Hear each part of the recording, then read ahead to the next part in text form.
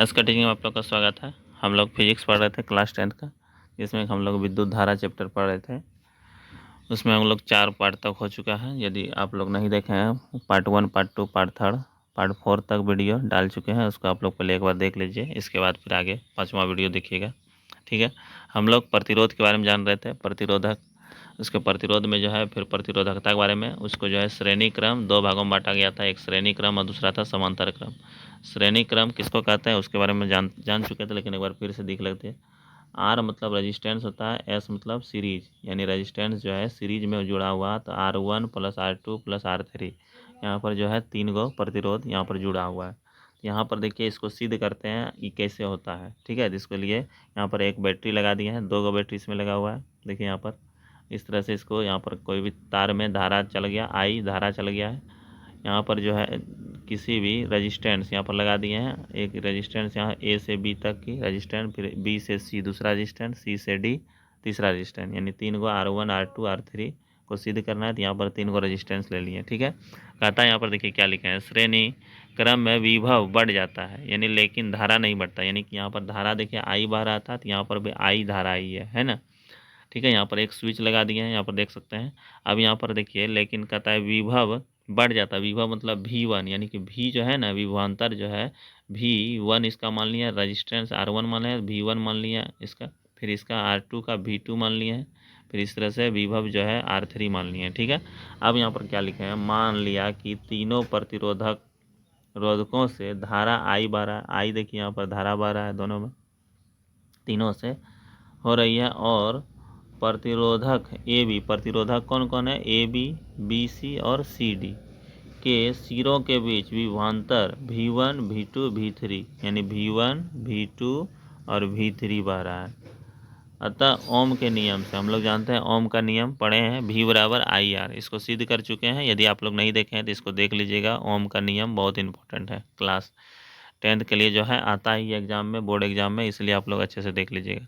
यहाँ पर V = IR होता है, तो यहाँ पर इसी प्रकार से V1 निकाल लेंगे तो क्या होगा, VI तो यहाँ पर सब में समान है धारा, इसलिए IR1 हो जाएगा, I2 V2 क्या हो जाएगा, IR2, V3 क्या हो जाएगा, IR3 हो जाएगा, ठीक है। तो यहाँ पर आप देखिए इसको क्या किए आगे, यहाँ पर जो है ना, तीनों को R1 R2 और R3 को, तीनों को हम सीरीज में, यहाँ पर जो है आई तो धारा सबसे बह ही रहा है, यहाँ पर जो है तीनों को जोड़ करके RS लिख सकते हैं, तीनों को मिला करके RS बोल सकते हैं, यहाँ पर वही लिखे हैं। तो यहाँ पर ओम का नियम से क्या हो जाएगा, V = IR सूत्र होता है, तो V = IRS हो जाएगा। यहाँ पर ये क्या होगा, यहाँ पर अलग अलग था R1 R2 R3, यहाँ पर RS हो जाएगा। यहाँ पर समीकरण 2 हो गया।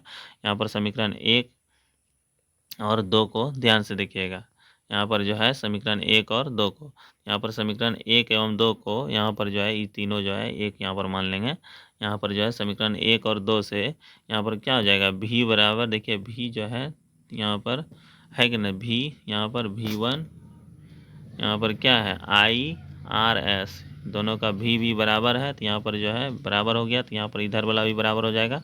यहाँ पर जो है IRS, यहाँ पर देखिए IRS लिखा हुआ है, और उसी तरह से I तीनों में है, इसलिए I कॉमन आ गया। फिर यहाँ R1 R2 और R3 यहाँ पर लिख दिए हैं, तो RS बराबर क्या हो गया, R1 + R2 + I दोनों तरफ कट गया, यहाँ पर R1 + R2 + R3, यानी समतुल्य प्रतिरोध पूछेगा क्या होता है, तो याद रखना है R1 + R2 + R3। यानी कि यहाँ पर थोड़ा सा एक लाइन लिख दिए हैं, कहता है कि श्रेणी क्रम में समतुल्य प्रतिरोध अलग अलग प्रतिरोधों के योगफल के बराबर होता है। यानी कि यहाँ पर जो है श्रेणी क्रम में, इस RS मतलब श्रेणी यानी सीरीज में होता है, श्रेणी क्रम में समतुल्य प्रतिरोध अलग अलग प्रतिरोधकों के योगफल के क्या होता है, बराबर होता है, याद रखना है, ठीक है।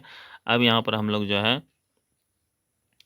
अब यहाँ पर आगे जो है, यहाँ पर समीकरण 1 निकला था ना, यहाँ पर V, यहाँ पर सबको जोड़ दिए थे, V = V1 + V2 + V3, यहाँ पर V IR1 V1, यहाँ पर सूत्र होता है IR2 IR3, यहाँ पर समीकरण 1 हो गया था, यहाँ पर समीकरण 2 हो गया था, इसको दोनों को हल किया था, यहाँ पर आया था, थोड़ा सा छूट गया था। अब यहाँ पर देखिए पार्श्व क्रम या श्रेणी क्रम, समांतर क्रम, पार्श्व क्रम या समांतर क्रम, पार्श्व क्रम या समांतर क्रम 1/RP = 1/R1 R2 और R3 सिद्ध करना है। इसको भी कहता है यहाँ पर भी इसी तरह से आई धारा बह रहा है, यहाँ पर यहाँ पर श्रेणी क्रम में समांतर क्रम में R1 R2 और R3 तीनों अलग अलग प्रतिरोध को समांतर क्रम में जोड़ दिए हैं। यहाँ पर से धारा जो है सब में क्या होगा, यहाँ पर जो है धारा क्या होगा, अलग अलग बहेगा। यहाँ पर सब में धारा क्या होगा, अलग अलग बहेगा, क्योंकि अलग अलग यहाँ पर प्रतिरोध यहाँ पर है। यहाँ पर कहता है वही लिख दिया। मान लिया कि A B बिंदुओं के बीच विभवांतर भी है, भी यहाँ पर विभवांतर है, विभवांतर भी मान लिए। यहाँ पर चूंकि प्रत्येक प्रतिरोध ए और बी के बीच जुड़ा है, यानी जो है ए और बी के बीच ये प्रतिरोध, तीनों जो प्रतिरोध ए और बी के बीच में जुड़ा हुआ है, अतः प्रत्येक के सिरों के बीच विभवांतर भी ही है। यहाँ पर विभवांतर जो है तीनों का क्या होगा, भी। अतः ओम के नियम से भी बराबर क्या होता है, आई आर।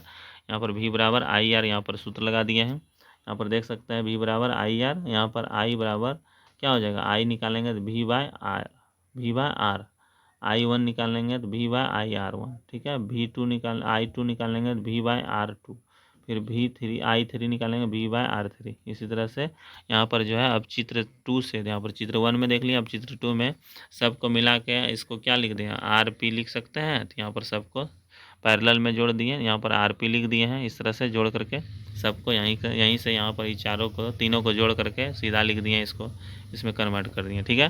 यहाँ पर भी, यहाँ पर जो है वोल्ट है, यहाँ पर देख सकते हैं। अब I बराबर V बाय क्या होगा, RP हो जाएगा समीकरण। यहाँ पर 1 हो गया तो यहाँ पर 2 हो गया, तो दोनों को हल कर दिए, यहाँ पर हल कर दिए दोनों को। देखिए सूत्र यहाँ पर फिर तैयार हो गया। यहाँ पर मेरा सूत्र, एक सूत्र याद रखना आप लोग को, इसको भी। तथा समांतर क्रम में समतुल्य प्रतिरोध के व्युत्क्रम अलग अलग प्रतिरोध के व्युत्क्रम के योगफल के क्या होता है, बराबर होता है। जैसे एक सवाल लेते हैं, सवाल से क्लियर होगा आप लोग का ऑब्जेक्टिव, थोड़ा सा ध्यान दीजिएगा। इस तरह का पूछता है ऑब्जेक्टिव में। देखिए क्या कहता है सवाल में, तथा 3 प्रतिरोध है जिसका R3 ओम है। प्रतिरोध का ऐसा मतलब क्या होता है, ओम, इसलिए यहाँ पर 3 का प्रतिरोध है, यहाँ पर जिसका क्या है R, रजिस्टेंस जो है 3 ओम है। तो श्रेणी क्रम तथा समांतर क्रम में समतुल्य प्रतिरोध बताओ। तो RS निकालेंगे, R1 plus R2 plus R3, 3 को प्रतिरोध यहाँ पर लिख दिया है। तो यहाँ पर 3 ओम तीनों का है, 3 ओम 3 ओम 3 ओम, 3 तैयार कितना हो जाएगा 9, 3 3 3, तो यहाँ पर 9 ओम, यानी श्रेणी क्रम में यहाँ पर समतुल्य प्रतिरोध कितना निकला, 9 ओम। इसी को समांतर क्रम में देखिए सूत्र क्या होता है, 1/RP बराबर 1/R1, 1/R2, 1/R3। यहाँ 1/RP 1/3 और 1/3, यहाँ पर 3 3 क्या हो जाएगा, यहाँ पर जुड़ जाएगा, 3/1 यानी 1 हो गया। यानी इसका प्रतिरोध, यानी समांतर क्रम में यहाँ पर समांतर क्रम में जो है समतुल्य प्रतिरोध क्या हो गया, RP बराबर 1/1 हो गया। यहाँ पर श्रेणी क्रम में 9 आया था, उसी तरह से दूसरा नंबर भी इसी तरह से देख सकते हैं। यहाँ पर R1 R2 और R3, यहाँ पर जब श्रेणी क्रम में हो तो समतुल्य प्रतिरोध निकालना है। यहाँ पर इस श्रेणी क्रम के लिए समतुल्य प्रतिरोध इसका निकालना है, तो यहाँ पर RS निकालेंगे, तो यहाँ की सबको जोड़ देंगे सीधा, इसमें सिंपल सा है, सबको जोड़ देना है।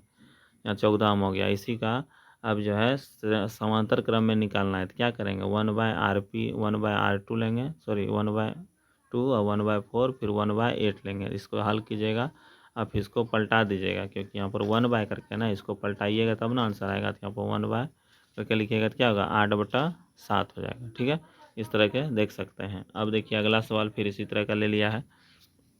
अब यहाँ पर देखिए चित्र में जो दिया हुआ है R1 R2 और R3, यहाँ पर इसको तीनों को जोड़ देंगे, सीरीज में है, इस तरह से सीरीजन का लगा, समांतर क्रम में, सॉरी सीरीज में है, सबको जोड़ दिए, 8 ओम आ गया इस तरह से। फिर यहाँ पर देखिए ए और बी के बीच यहाँ पर 3 गो रजिस्टेंस है, प्रतिरोध 3 गो है, तीनों देखिए, पहला में 2 ओम, दूसरा में 2 ओम, तीसरा में भी 2 ओम। यहाँ पर 1/RP बराबर 1/R2, यहाँ पर 1/2 1/2 और 1/2, यानी इसको हल करेंगे तो RP बराबर क्या हो जाएगा, इसको पलटा दीजिएगा 2/3, इस तरह से देख सकते हैं।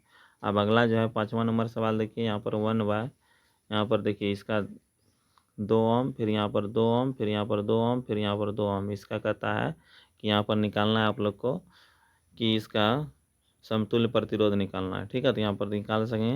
यहाँ पर पहले देखिए देखिए ध्यान दीजिए, ये दोनों किस में है, समांतर क्रम में, इसको पहले सीरीज में लाइए। तो यहाँ पर 1/RP यही दोनों का सिर्फ निकाल रहे हैं, 1/2 और 1/2।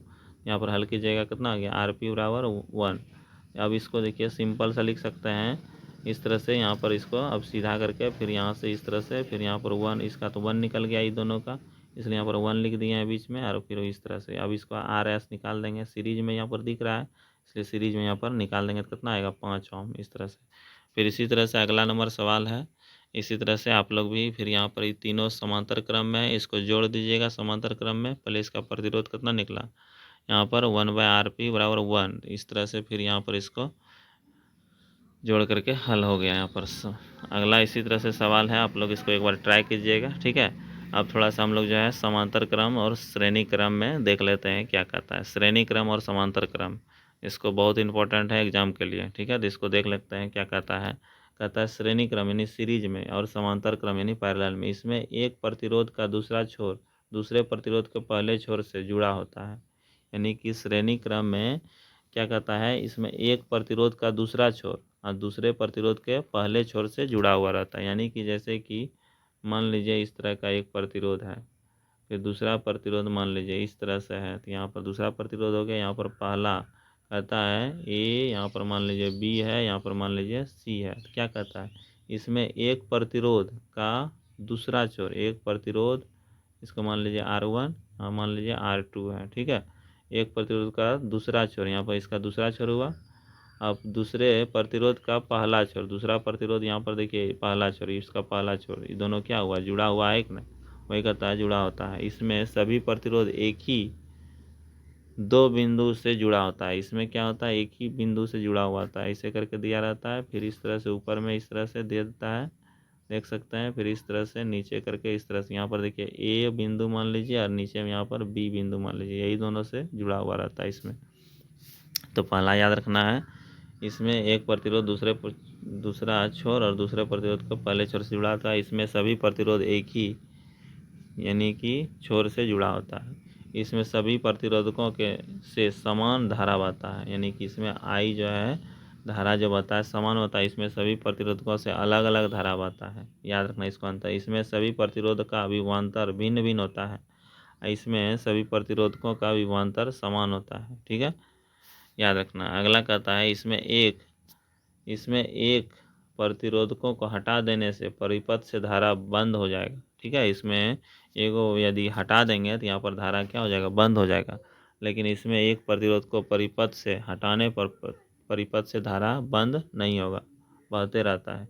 इसमें समतुल्य प्रतिरोध RS का मान अलग अलग प्रतिरोध के मान से अधिक होता है, ठीक है। इसमें समतुल्य प्रतिरोध का मान अलग अलग प्रतिरोध के मान से कम होता है, ठीक है। यहाँ पर याद रखना है। यहाँ पर देखिए श्रेणी क्रम में यहाँ पर इस तरह से देख लिए। अब यहाँ पर पढ़ेंगे विद्युत धारा का ऊष्मीय प्रभाव। अब किसके बारे में पढ़ेंगे, विद्युत धारा का ऊष्मीय प्रभाव के बारे में पढ़ेंगे, ऊष्मा के बारे में देखेंगे। थोड़ा सा देख लीजिए ऊष्मीय प्रभाव किसका कहते हैं। विद्युत धारा का ऊष्मीय प्रभाव, जब किसी चालक से विद्युत धारा प्रवाहित की जाती है तब वह चालक गर्म हो जाता है, इसे ही विद्युत धारा का ऊष्मीय प्रभाव कहते हैं, ठीक है। यानी कि कोई भी तार से यदि करंट प्रवाहित करेंगे तो क्या होगा, तार गर्म हो जाएगा, तो उसी को क्या कहता है, विद्युत धारा का ऊष्मीय प्रभाव कहते हैं, याद रखना। विद्युत ऊर्जा का ऊष्मा में रूपांतरण होता है, उसे ही विद्युत धारा का ऊष्मीय प्रभाव कहते हैं। या इसको दूसरे तरह से याद रखना, विद्युत ऊर्जा का ऊष्मा में रूपांतरण होता है, विद्युत ऊर्जा जो है ऊष्मा में बदल जाता है, यानी गर्मी उससे आ जाने लगता है, उससे ही क्या कहते हैं, विद्युत धारा का ऊष्मीय प्रभाव कहता है। जैसे हीटर विद्युत धारा का ऊष्मीय प्रभाव का उदाहरण है। आयरन में भी गर्म होता है, इस्त्री जिसको कहते हैं। और टोस्टर ये विद्युत धारा का ऊष्मीय प्रभाव पर काम करता है। विद्युत बल्ब, सोल्डिंग रॉड, ये सभी विद्युत धारा के ऊष्मीय प्रभाव पर कार्य करता है। जो उपकरण विद्युत धारा के ऊष्मीय प्रभाव पर काम करता है उसका प्रतिरोध बहुत ज़्यादा होता है, याद रखना है। जो उपकरण जो है विद्युत धारा का उसमें प्रभाव पर काम करता है उसका प्रतिरोध क्या होता है, बहुत ज़्यादा, लेकिन गलनांक बहुत ज़्यादा उसका गलनांक भी क्या होता है, ज़्यादा होता है। जल्दी गलनांक बहुत कम होगा, सॉरी ज़्यादा होगा, तब ना गलेगा नहीं, ठीक है। इस तरह से प्रतिरोध भी ज़्यादा और गलनांक भी ज़्यादा होता है, ठीक है। जैसे कि यहाँ पर देखिए हीटर के तंतु लगा होता है नाइक्रोम का, हीटर में जो तंतु लगा होता है वो किसका होता है, नाइक्रोम का बना होता है। आयरन में तंतु लगा होता है नाइक्रोम का, आयरन में भी नाइक्रोम। विद्युत बल्ब का फिलामेंट, यहाँ पर लिख दिया है फिलामेंट, बना होता है टंगस्टन का। टंगस्टन का प्रतिरोध ज़्यादा होता है और गलनांक भी ज़्यादा होता है, इसलिए जल्दी नहीं गलता है टंगस्टन। विद्युत बल्ब में अक्रिय गैस भरा होता है, याद रखना, अक्रिय गैस या निष्क्रिय गैस या नोबेल गैस इसी को कहता है। अब जो हम लोग पढ़ेंगे विद्युत धारा के उत्पन्न ऊष्मा का परिमाण। अब ऊष्मा के बारे में देखेंगे। तो इस वीडियो में इतना रहने देते हैं, मिलते हैं नेक्स्ट वीडियो में। जय हिंद, जय भारत।